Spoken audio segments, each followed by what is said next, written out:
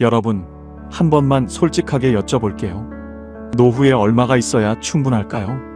이 질문을 들으신 순간 아마 많은 분들이 눈을 살짝 감으셨을 겁니다. 그리고 머릿속에 통장 잔고가 떠오르셨을 겁니다. 그 숫자를 떠올리는 순간 가슴 한켠이 조금 서늘해지셨다면 오늘 이 이야기는 바로 여러분을 위한 것입니다. 1억이 있으면 충분할까요? 2억이면 안심이 될까요? 3억, 5억이면 이제 걱정 없이 살 수 있을까요? 그런데 이상한 일이 있습니다. 주변을 둘러보면 꽤 많은 돈을 모아두신 분들도 여전히 불안해하십니다. 더 모아야 한다고, 아직 부족하다고. 그 반대편에는 많지 않은 돈으로도 하루하루를 꽤 편안하게 살아가시는 분들이 있습니다. 이 차이는 어디서 오는 걸까요? 60대, 70대 이후라면 오늘 이 이야기 꼭 끝까지 들어보세요. 오늘 이 자리에서 돈 이야기를 드리려는 게 아닙니다. 돈을 어떻게 모으라는 이야기도, 어떻게 아끼라는 이야기도 아닙니다. 노후에 진짜 불안이 어디서 오는지, 그리고 그 불안에서 벗어나 오늘 하루를 조금 더 편안하게 살아갈 수 있는 방법을 함께 찾아보려 합니다. 끝까지 들으시면 오늘 밤 잠자리에 드실 때 지금보다 훨씬 가벼운 마음이 되실 겁니다. 자, 지금 이야기 시작합니다. 경남 진주에 사는 박순분 씨, 올해 72살입니다. 남편과 사별한 지 6년이 됐습니다. 자식이 둘 있는데 큰아들은 서울에서 직장을 다니고 작은 딸은 결혼해서 부산에 살고 있습니다. 혼자 사시는 박순분 씨의 하루는 조용합니다. 아침에 일어나 밥을 차리고 마당을 쓸고 오전에 잠깐 동네를 한 바퀴 돌고 오후에는 혼자 TV를 보다 잠이 드는 날이 많습니다. 겉으로 보면 평온한 일상입니다. 그런데 박순분 씨에게는 아무도 모르는 시간이 있습니다. 새벽 3시에서 4시 사이 잠에서 깨어나 어둠 속에 혼자 누워있는 시간입니다. 그 시간에 어김없이 찾아오는 것이 있습니다. 통장 잔고입니다. 남편이 남기고 간 작은 전세 보증금과 매달 나오는 기초연금이 전부인데 이게 언제까지 버틸 수 있을까? 몸이 아프면 병원비는 어떻게 하나? 자식한테 손 벌리는 날이 오면 어쩌나? 그 생각들이 어둠 속에서 하나씩 피어오릅니다. 박순분 씨는 말합니다. 돈이 없어서 무서운 게 아니에요. 돈이 없어지는 날이 오면 내가 짐이 될 것 같아서 무서운 거예요. 자식들한테 부담이 될까봐 그게 제일 겁나요. 이 말이 얼마나 많은 분들의 속마음인지 모릅니다. 이 말 속에는 단순한 경제적 불안이 아니라 훨씬 더 깊은 것이 담겨 있습니다. 평생 누군가에게 기대지 않고 살아온 사람이 이제는 기대야 할지도 모른다는 두려움. 스스로 결정할 수 없는 상황이 올지도 모른다는 불안. 내 존엄이 통장 잔고와 함께 줄어드는 것 같은 느낌. 노후의 불안은 사실 돈 자체에 대한 것이 아닙니다. 돈이 없어졌을 때 일어날 일들에 대한 두려움이고 그 두려움의 뿌리는 존엄과 독립에 닿아 있습니다. 그러니 통장에 아무리 돈을 채워 넣어도 그 불안은 사라지지 않습니다. 숫자가 늘어나면 그만큼 잃을 것에 대한 두려움도 함께 커지기 때문입니다. 박순분 씨 이야기는 잠시 후에 다시 이어집니다. 어느 새벽 이분의 마음을 완전히 바꿔놓은 아주 작은 순간이 있었습니다. 왜 우리는 돈을 이렇게 두려워하게 됐을까요? 이것은 하루아침에 생긴 감정이 아닙니다. 살아온 세월이 만들어낸 깊은 뿌리가 있습니다. 지금 60대, 70대, 80대 어르신들이 젊었던 시절을 생각해 보십시오. 보릿고개를 겪은 분들도 계시고 전쟁 이후의 가난을 몸으로 기억하시는 분들도 계십니다. 그 시절 돈이 없다는 것은 단순한 불편함이 아니었습니다. 밥을 굶는 것이었고 아파도 병원에 못 가는 것이었고 자식을 학교에 못 보내는 것이었습니다. 그 경험이 몸속 깊이 새겨진 것입니다. 돈이 없으면 살아남을 수 없다는 생존의 기억. 그래서 평생 아끼고 모으고 자식 뒷바라지에 다 쏟아붓고도 혹시 모자라면 어쩌나 하는 마음이 떠나지 않는 것입니다. 그것은 여러분이 나약해서가 아닙니다. 그 시절을 살아낸 분들이라면 누구나 가지고 있는 살아남기 위해 몸에 새긴 기억입니다. 그리고 그 기억이 너무 강렬했기 때문에 상황이 달라진 지금도 몸은 여전히 그 시절의 신호를 받고 있는 것입니다. 뇌과학에서는 이것을 생존 본능의 과잉 반응이라고 부릅니다. 실제 위협이 사라진 뒤에도 뇌가 위험 신호를 계속 보내는 것입니다. 전쟁터에서 돌아온 군인이 총소리가 아닌 자동차 소리에도 몸이 굳어버리는 것처럼 우리 몸도 가난의 기억 앞에서 아직 그 시절처럼 반응하는 것입니다. 그러니 지금 느끼시는 그 불안, 그것은 여러분이 잘못된 것이 아닙니다. 그 시절을 버텨온 몸이 아직 여러분을 지키려 하고 있는 것입니다. 다만 이제는 그 몸에게 조용히 말해줄 때가 됐습니다. 이제 그 시절이 아니라고. 지금 여기는 괜찮다고. 쇼펜하우어는 이런 말을 남겼습니다. 부는 바닷물과 같아서 마실수록 갈증이 난다. 처음 이 말을 들으면 고개를 끄덕이면서도 막연하게 느껴질 수 있습니다. 그런데 솔직하게 돌이켜 보십시오. 30대에는 이만큼만 모으면 된다고 생각했습니다. 그 목표를 이뤘을 때 정말 안심이 됐습니까? 아마 그 순간 새로운 숫자가 떠올랐을 겁니다. 이제 이만큼은 있어야 한다고. 그 숫자는 평생 우리 앞에서 조금씩 달아났습니다. 우리가 쫓아갈수록 숫자는 멀어졌습니다. 이것은 욕심의 문제가 아닙니다. 돈이 많을수록 안전하다는 믿음 자체가 만들어내는 구조입니다. 그 믿음이 깨지지 않는 한 어떤 숫자도 충분하지 않습니다. 쇼펜하우어는 또 이런 말도 했습니다. 인간이 고통받는 이유는 가진 것이 적어서가 아니라 원하는 것이 끝이 없기 때문이다. 이 말이 비관적으로 들리실 수도 있습니다. 그런데 저는 이 말이 오히려 해방의 메시지라고 생각합니다. 더 가져야만 편안해진다는 믿음 자체를 내려놓을 때 비로소 지금 이 자리에서 편안해질 수 있다는 말이기 때문입니다. 철학자 에픽테토스는 말했습니다. 더 많은 것을 원하는 사람은 이미 가진 것으로부터도 가난하다. 노후의 불안은 통장 잔고의 문제가 아닙니다. 얼마를 가지고 있느냐의 문제가 아니라 지금 가진 것을 어떻게 바라보느냐의 문제입니다. 그 시선 하나가 달라지는 순간 세상이 달라집니다. 충북 청주에 사는 이정순 씨, 올해 76살입니다. 남편이 퇴직 후 작은 슈퍼마켓을 운영하다 몇 년 전 정리했습니다. 지금은 두 분이 소박하게 살고 계십니다. 연금이 조금 나오고 아들이 가끔 용돈을 보내줍니다. 이정순 씨의 하루는 단순합니다. 아침에 남편 밥 차리고 오전에 시장 한 바퀴 돌고 오후에는 텃밭에 나가거나 이웃 어르신과 마루에 앉아 이야기를 나눕니다. 그런데 이 평온한 일상에 균열이 생기는 날이 있습니다. 바로 친목 모임이 있는 날입니다. 며칠 전 모임에서 친구 한 명이 새로 산 아파트 이야기를 했습니다. 요즘 시세가 얼마라더라. 자식이 잘 돼서 이번에 해외여행 간다더라. 손자 선물을 백화점에서 샀다더라. 그 이야기들이 오가는 동안 이정순 씨는 웃으며 고개를 끄덕였습니다. 그런데 집에 돌아오는 길에 발걸음이 무거웠습니다. 우리 형편이 초라하게 느껴졌습니다. 남편한테 미안한 마음도 들었습니다.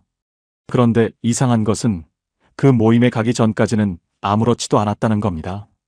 아침에 남편과 마주 앉아 밥을 먹으면서 꽤 편안했습니다. 시장에서 좋아하는 나물을 사오면서 소소하게 기뻤습니다. 텃밭에서 상추가 올라오는 것을 보면서 흐뭇했습니다. 비교가 시작되기 전까지는 충분했습니다. 이것이 바로 상대적 빈곤입니다. 절대적인 부족이 아니라 비교에서 생겨나는 결핍감입니다. 우리나라 보건복지부 조사에 따르면 노인 우울의 주요 원인 중 하나가 바로 또래 집단과의 경제적 비교입니다. 실제 생활 수준과 관계없이 비교하는 순간 불행감이 치솟는 것입니다. 이정순 씨는 어느 날 남편이 해준 말이 가슴에 남았다고 합니다. 우리가 남의 집 살림이랑 비교를 시작하면 이 세상에 만족할 수 있는 사람은 아무도 없어. 생각해보면 그렇습니다. 비교는 언제나 나보다 더 가진 사람을 향합니다. 그 방향의 끝에는 늘 더 불행한 내가 있습니다. 그 방향을 조금만 바꿔보십시오. 지금 이 순간 옆에 있는 사람, 오늘 먹은 따뜻한 밥 한 그릇, 나를 보면 반겨주는 이웃의 눈빛, 그것이 얼마나 큰 것인지. 이정순 씨는 요즘 모임에 다녀온 날이면 일부러 텃밭에 나간다고 합니다.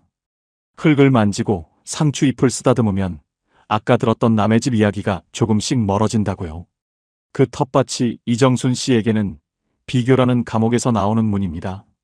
돈이 없으면 불행하다는 생각, 그것이 정말 사실일까요? 여기서 잠깐 멈춰서 생각해 보실 필요가 있습니다. 노벨 경제학상을 받은 연구팀은 흥미로운 사실을 발견했습니다. 일정 수준 이상의 돈이 생기면 소득이 더 늘어도 일상에서 느끼는 행복감은 더 이상 올라가지 않는다는 것입니다. 돈이 행복을 만드는 것이 아니라 돈의 부재가 불행을 만들 뿐이라는 이야기입니다. 다시 말해 기본적인 생활이 유지되는 순간부터 행복은 더 이상 통장 안에 있지 않습니다. 그렇다면 그 이후의 행복은 어디에 있을까요? 돈이 많아서 행복한 사람들을 우리는 많이 압니다. 그런데 돈이 많아도 깊이 불행한 사람들도 우리는 알고 있습니다. 뉴스에 나오는 재산 분쟁, 가족 간의 다툼, 돈이 많을수록 더 복잡해지는 인간관계. 반대로 많지 않은 돈으로도 하루하루를 충만하게 사는 사람들도 있습니다. 그렇다면 행복과 돈 사이에 있는 것은 무엇일까요? 하버드 대학교 성인 발달 연구는 80년이 넘는 추적조사 끝에 이런 결론을 내렸습니다. 삶의 만족도를 결정하는 가장 중요한 요소는 재산의 크기가 아니라 관계의 질이다. 나를 알아주는 한 사람, 나를 있는 그대로 봐주는 눈빛 하나가 수억 원보다 노년을 더 따뜻하게 만든다는 것입니다. 전남 순천에 사는 최복래 씨, 올해 78살입니다. 젊어서 꽤 어렵게 사셨습니다. 남편은 일찍 세상을 떠났고 혼자 두 아이를 키웠습니다. 식당 일, 청소 일 가리지 않고 했습니다. 손이 트고 발이 부르터도 자식들 학교는 보내야 했으니까요.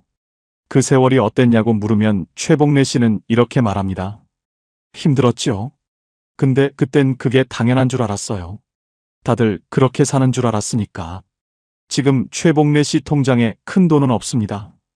자식들이 용돈을 보내주지만 넉넉하지 않습니다. 그런데 이분은 동네에서 가장 잘 웃는 어르신으로 통합니다. 경로당에 가면 제일 먼저 사람들에게 말을 걸고 누가 힘들어 보이면 옆에 가서 조용히 앉아 있어주는 분입니다. 어떻게 그렇게 밝게 사세요? 하고 물으면 최복래 씨는 이렇게 말합니다. 나는 아침에 눈을 뜨면 오늘 할 일이 있어요. 경로당 가면 내 얘기 들어줄 사람이 있고 텃밭에 가면 내가 심은 것들이 나를 기다리고 있어요. 그걸로 충분해요. 지금 가진 게 많지 않아도 오늘 하루 나를 기다리는 것이 있다는 것. 그것이 통장 잔고보다 훨씬 강력한 삶의 동력입니다. 최복래 씨는 또 이런 말도 합니다. 나 젊을 때는 돈 없으면 죽는 줄 알았어요. 근데 살아보니까 돈보다 무서운 게 있더라고요. 아무도 나를 필요로 하지 않는 날이요. 그 말이 가슴에 오래 남습니다. 지금부터 잠깐 눈을 감으시고 생각해 보십시오. 돈으로 살 수 없는 것들을 떠올려 보세요. 아침에 눈을 떴을 때 오늘 하루가 기다려지는 느낌. 이것은 돈으로 살 수 없습니다. 아무리 통장에 돈이 많아도 아침에 일어나고 싶은 이유가 없으면 그 하루는 비어 있습니다. 퇴직 후 억대 연봉을 받던 분이 갑자기 아무것도 하지 않아도 될 때 느끼는 공허감. 그것이 바로 기다려지는 이유가 사라졌을 때의 이야기입니다. 나를 있는 그대로 봐주는 한 사람. 잘 나가던 시절이 아니라 돈이 많을 때가 아니라 지금의 나를 그냥 좋아해주는 한 사람. 그 눈빛 하나가 주는 온기를 통장이 대신할 수는 없습니다. 어떤 어르신이 이런 말씀을 하셨습니다. 돈이 있을 때 찾아오는 사람은 많았는데 아픈 날 옆에 있어준 사람은 딱 한 명이었어요. 그 한 명이 내 전 재산보다 더 소중했습니다.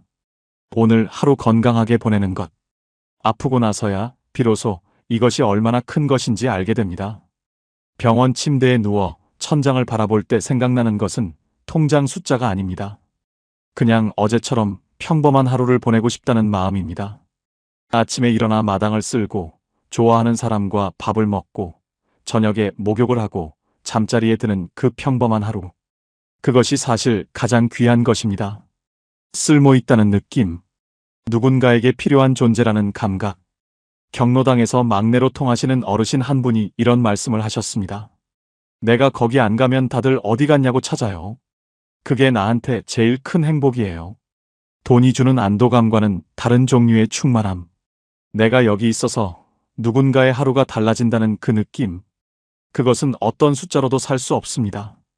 그리고 지금 이 순간의 평온. 과거를 후회하지도 미래를 불안해하지도 않고 그냥 지금 이 숨을 쉬고 있다는 고요함. 창문으로 들어오는 오후의 햇살을 그냥 바라볼 수 있는 여유. 맞은편에 앉은 사람의 얼굴을 천천히 바라볼 수 있는 시간. 이것은 돈이 많아진다고 저절로 생기지 않습니다. 이 5가지 중 어느 하나라도 여러분의 삶에 있다면 여러분은 이미 충분히 부유한 삶을 살고 계신 겁니다. 노자는 말했습니다.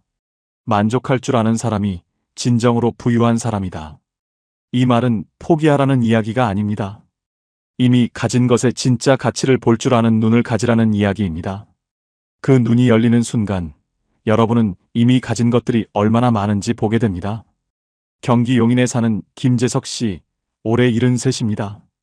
중견기업 부장으로 퇴직한 뒤 처음 몇 년은 정말 힘들었다고 합니다. 직함이 사라지고 나니 내가 누구인지 모르겠더라고요. 퇴직금이 꽤 됐는데도 자꾸 불안했습니다. 이게 줄어들면 어쩌나? 이 돈이 다 없어지면 나는 어떻게 되나? 아침마다 통장 앱을 열어 잔고를 확인했습니다. 숫자가 그대로여도 안심이 안 됐습니다. 밥을 먹다가도 문득 불안해졌고 잠자리에 들어서도 숫자가 머릿속에 맴돌았습니다. 아내가 어디 가자고 해도 돈 쓰는 게 아깝다는 생각에 망설여졌습니다. 김재석 씨는 당시를 이렇게 회상합니다. 돈이 없었던 것도 아닌데 이상하게 계속 부족한 것 같았어요. 숫자를 봐도 안심이 안 되고 그렇다고 쓰지도 못하고 그냥 그 숫자를 지키는 것 자체가 목적이 된 것 같았어요.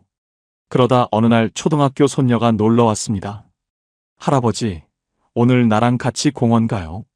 김재석 씨는 그날 처음으로 오랫동안 통장 생각을 하지 않았습니다. 손녀와 걸으면서 떨어지는 나뭇잎을 보고 분식집에서 떡볶이를 사 먹고 벤치에 앉아 아무 말 없이 같이 하늘을 봤습니다. 손녀가 할아버지 손을 잡고 이렇게 말했습니다. 할아버지랑 오면 재밌어. 집에 돌아오는 길에 김재석 씨는 이런 생각이 들었다고 합니다. 오늘 하루가 참 좋았다. 그런데 통장이랑은 아무 관계가 없었다. 그 깨달음이 김재석 씨를 조금씩 바꾸기 시작했습니다. 아침마다 통장 앱 대신 오늘 뭘 하고 싶은지를 먼저 생각하기 시작했습니다. 동네 노인 복지관에서 바둑을 다시 배우기 시작했고 오래전 끊었던 라디오 듣는 습관도 되살렸습니다. 손녀가 오는 날이면 어디를 데려갈지를 미리 생각해 두었습니다. 통장 잔고는 달라지지 않았습니다. 그런데 하루의 무게가 달라졌습니다. 불안하게 움켜쥐던 숫자에서 눈을 돌려 오늘 하루를 바라보기 시작하자 삶이 조금씩 가벼워졌습니다. 이제 여러분께 한 가지 새로운 개념을 드리고 싶습니다. 통장 잔고 대신 오늘의 잔고입니다. 지금 이 순간 여러분의 오늘의 잔고는 얼마입니까? 오늘 웃은 적 있으십니까? 소리내어 웃지 않아도 됩니다. 그냥 마음속에서 잠깐 미소가 지어진 순간이 있었다면 그것이 오늘의 잔고에 적립된 것입니다. TV에서 재미있는 장면을 보고 혼자 피식 웃었다면, 이웃 어르신이 건넨 말 한마디에 기분이 좋아졌다면 그것이 오늘의 잔고입니다. 오늘 기다려지는 일이 있으십니까? 저녁에 뭘 먹을지 생각만 해도 좋아진다면, 좋아하는 프로그램이 오늘 방영된다면, 오랜만에 전화하고 싶은 사람이 떠올랐다면 그것이 오늘의 잔고입니다. 오늘 감사한 것이 있으셨습니까? 아침에 일어났을 때 몸이 그럭저럭 괜찮았다면, 오늘 먹은 밥이 따뜻했다면, 창문으로 햇살이 들어왔다면 그것들이 다 오늘의 잔고입니다. 통장 잔고는 언젠가 줄어들 수 있습니다. 하지만 오늘의 잔고는 매일 새로 채울 수 있습니다. 그리고 이 오늘의 잔고가 차곡차곡 쌓이는 것이 바로 행복한 노후입니다. 노후는 통장이 아니라 하루가 만듭니다. 큰 숫자 하나가 노후를 보장하는 것이 아닙니다. 오늘 하루를 어떻게 채웠느냐가 쌓여서 노후가 되는 것입니다. 충분함이란 무엇일까요? 이 질문에 숫자로 답하려 하면 영원히 답이 나오지 않습니다. 쇼펜하우어의 말처럼 어떤 숫자도 충분하지 않기 때문입니다. 그런데 다른 방식으로 이 질문을 해보면 어떨까요? 오늘 하루 내가 먹고 싶은 것을 먹었는가? 오늘 나를 반겨주는 사람이 한 명이라도 있었는가? 오늘 하루 크게 아프지 않았는가? 오늘 잠자리에 들 때 그래도 오늘 하루 나쁘지 않았다는 생각이 드는가? 이 질문들의 하나라도 그렇다고 답할 수 있다면 여러분은 오늘 충분한 하루를 사신 겁니다. 충분함은 숫자가 아니라 감각입니다. 그리고 그 감각은 훈련할 수 있습니다. 오늘 아침 커피 한 잔을 마실 때 그 향을 한 번만 더 천천히 맡아보세요. 오늘 저녁 창문 너머 하늘을 한 번만 더 바라보세요. 그 작은 순간들이 모이면 충분하다는 감각이 조금씩 몸에 새겨집니다. 그 감각이 통장 잔고보다 훨씬 단단한 노후의 바닥을 만들어줍니다. 이제 진주의 박순분 씨 이야기로 돌아갈 때가 됐습니다. 어느 봄날 새벽 또 잠을 이루지 못하고 마루에 앉아 계셨다고 합니다. 어둠 속에서 또 통장 걱정이 시작되려는 순간이었습니다. 그때 창밖에서 새소리가 들렸습니다. 이른 봄이었는데 아직 어두운 하늘 아래 어디선가 새 한 마리가 울고 있었습니다. 박순분 씨는 그 소리를 들으며 이런 생각이 들었다고 합니다. 저 새는 통장이 없는데 저렇게 지저귀네. 웃음이 나면서 동시에 눈물이 났다고 합니다. 내가 너무 오래 숫자만 보고 살았구나. 저 새처럼 오늘 아침을 그냥 살아도 되는데. 그 새벽의 새소리 하나가 박순분 씨의 아침을 바꿨습니다. 그날 이후 새벽에 눈이 떠지면 통장 걱정 대신 창문을 열어 바깥 소리를 듣기 시작했습니다. 새소리가 들리면 오늘도 새벽이 왔구나. 바람 소리가 들리면 오늘은 바람이 부는 날이구나. 소소한 변화였습니다. 그런데 그 소소한 변화가 아침의 무게를 달리 만들었습니다. 삶의 기준이 숫자에서 감각으로 이동하는 순간 세상이 조금 다르게 보이기 시작합니다. 그것은 포기가 아닙니다. 진짜를 발견하는 것입니다. 박순분 씨는 요즘 이런 말을 한다고 합니다. 새벽에 눈이 떠져도 이제 무섭지 않아요. 오히려 조용한 이 시간이 내 것 같아서 좋아요. 오늘 드리고 싶은 이야기의 핵심을 3가지로 정리해 드리겠습니다. 첫째, 노후의 불안은 돈의 부족이 아니라 믿음의 문제입니다. 돈이 곧 안전이라는 오래된 믿음을 조금씩 풀어나가는 것이 노후의 불안을 다루는 진짜 방법입니다. 둘째, 비교는 언제나 결핍을 만들어냅니다. 남의 통장이 아니라 오늘 나의 하루를 기준으로 삼으세요. 셋째, 노후는 통장이 아니라 하루가 만듭니다. 오늘 웃은 것, 오늘 감사한 것, 오늘 기다려진 것이 쌓여서 행복한 노후가 됩니다. 마지막으로 이번 주 안에 실천할 작은 숙제를 드리겠습니다. 오늘 저녁 잠자리에 들기 전 오늘의 잔고를 적어보세요. 웃은 것 하나, 감사한 것 하나, 기다려진 것 하나. 딱 3가지만 적어보세요. 그 3가지가 떠오르지 않는 날은 없습니다. 반드시 있습니다. 그것을 찾아내는 눈을 기르는 것. 그것이 노후를 풍요롭게 만드는 가장 단순하고 가장 강력한 방법입니다. 오늘 가장 와닿은 이야기가 있으셨다면 댓글에 여러분이 사시는 지역과 함께 남겨주세요. 여러분, 여기까지 살아오시느라 정말 고생 많으셨습니다. 돈 걱정, 자식 걱정, 건강 걱정, 그 무거운 것들을 내려놓을 틈도 없이 평생을 버텨오셨습니다. 특히 아무도 모르는 새벽 혼자 눈을 뜨며 통장 잔고를 떠올리던 그 긴 밤들을 조용히 견뎌오신 분들입니다. 그 시간 하나하나가 결코 헛되지 않았습니다. 그 인생은 이미 충분히 존중받아야 할 아주 가치 있는 삶입니다. 이제는 숫자로 자신을 판단하지 않으셔도 됩니다. 통장에 얼마가 있는지가 아니라 오늘 하루를 어떻게 살아냈는지가 더 중요합니다. 오늘 웃으셨습니까? 오늘 누군가와 따뜻한 말을 나누셨습니까? 오늘 잠시라도 마음이 편안했던 순간이 있으셨습니까?